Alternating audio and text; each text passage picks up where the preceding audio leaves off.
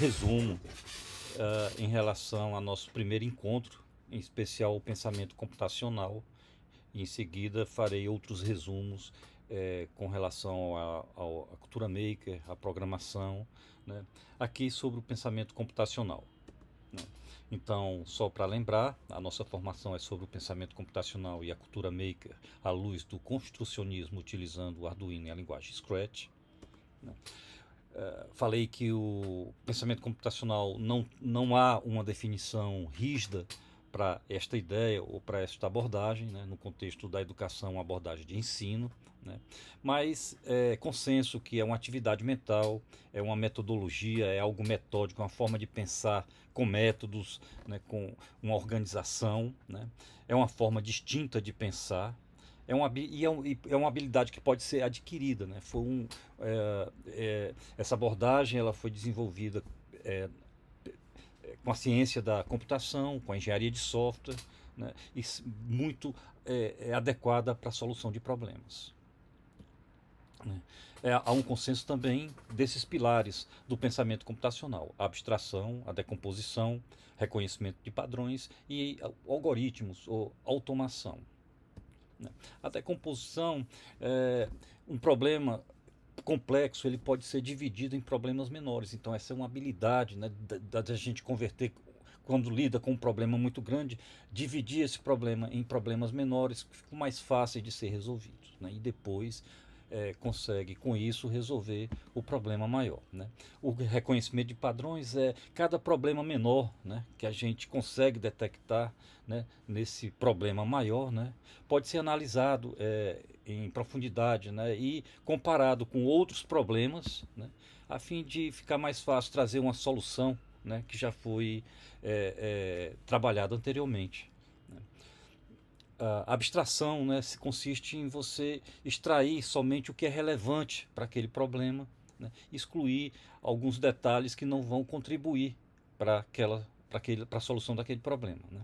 E a automação, né, ou construção de o algoritmo, né, constitui na criação ou definição dos passos necessários para que a gente consiga solucionar aquele problema. Então, algumas habilidades a gente pretende na nossa formação trabalhar, né? Não necessariamente em igual intensidade, né? Mas aqui estão algumas habilidades que foram levantadas e sugeridas para adição do currículo, né? Dos anos do ensino básico, né?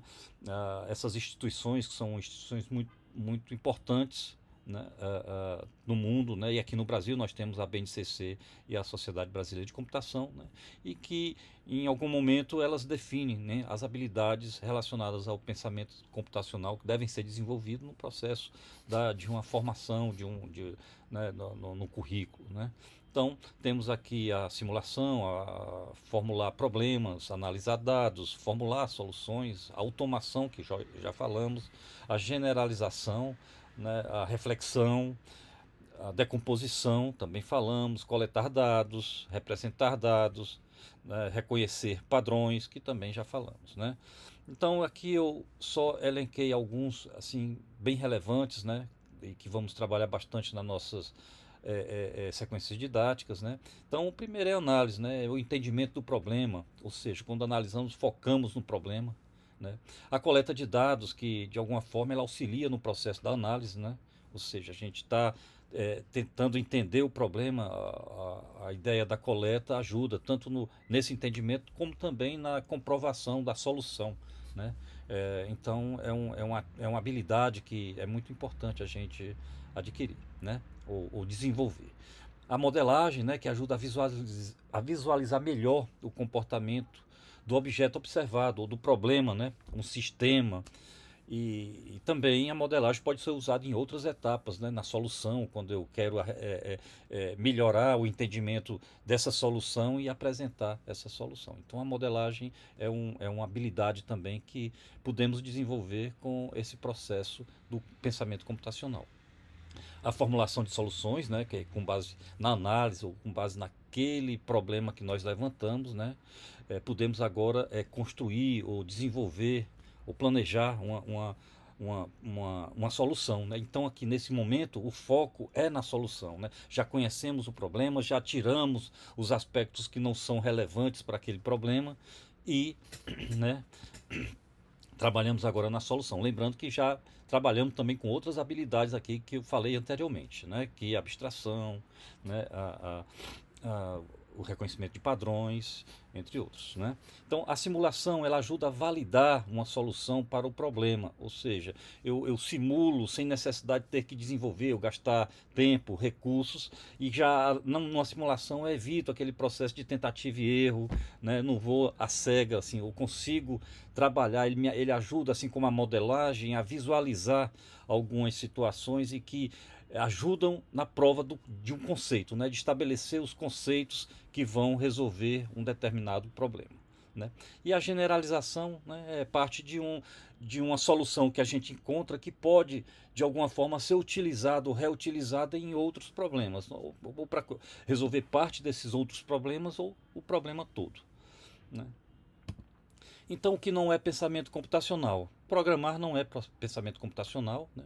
A inteligência artificial não é pensamento computacional, fluência em tecnologias digitais, tampouco robótica, embora algumas atividades aqui dentro podem, de alguma forma, trabalhar alguns aspectos do pensamento computacional, como construção de algoritmo, né?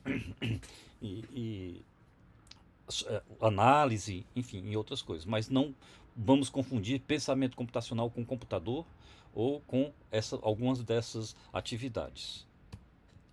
Né? É importante saber que o pensamento computacional ele já está inserido na nossa Base Nacional Comum Curricular, né? E aqui nas competências gerais a gente encontra uma forte aderência na BNCC em relação ao pensamento computacional, à cultura maker, e é importante também destacar que a BNCC tem em 8, você encontra 8 situações em que explicitamente está colocado ali o pensamento computacional, ou seja, faz parte do nosso currículo. Né? Então, as competências necessárias ao professor para a integração do pensamento computacional em suas práticas, né? Aqui está listado, isso aqui é um resultado de um estudo, né, de autores bastante ativos nesse campo, né, do pensamento computacional, e aqui está o conhecimento pedagógico, que é importante, entender os conceitos do pensamento computacional, o que estamos tentando fazer aqui, né? Relacionar as práticas do pensamento computacional às suas disciplinas, a um desafio aqui, né? De apresentar de uma forma diferente, buscando aquelas habilidades que a gente acabou de ver aqui, trazendo, reforçando essas habilidades, não que elas já não sejam usadas de alguma forma, mas dando ênfase a aquelas habilidades para dentro das disciplinas, né? Das práticas, né? Então, criar estratégias para guiar e motivar os estudantes. A cultura maker, né, esse movimento maker, é uma das estratégias, né, de gerar esse espaço onde a criança vê tem uma aula num formato diferente, muitas vezes ajuda bastante. Né? A participação em redes é uma recomendação fortíssima desses autores, né? Yadav, né? O Vicari, em relação a essa participação, essa vivência, né, com o pensamento computacional usando redes. Né? E só para finalizar o nosso resumo sobre pensamento computacional, é importante destacar que não precisamos de um computador para exercer, né, para levar essas habilidades aos alunos. Né? Então temos a computação, a computação desplugada, né? Temos atividades desplugadas, ou seja, sem a necessidade de um computador. Né? E aí tem vários jogos, exercícios, problemas que podem ser trabalhados sem, né, a necessidade de eu programar um computador ou utilizar alguma tecnologia eletrônica ou algo que o valha. Né? Então é importante isso. Então atividades em português, ou geografia, história, de alguma forma pode ser trabalhadas sem o computador, mas levando aquelas habilidades do pensamento computacional. Né? E a plugada, né, as atividades plugadas é essa que nós vamos trabalhar nessas oficinas que vamos fazer. Utilizamos sim um computador, compiladores, o Arduino, que é um microcontrolador, e alguns componentes eletrônicos.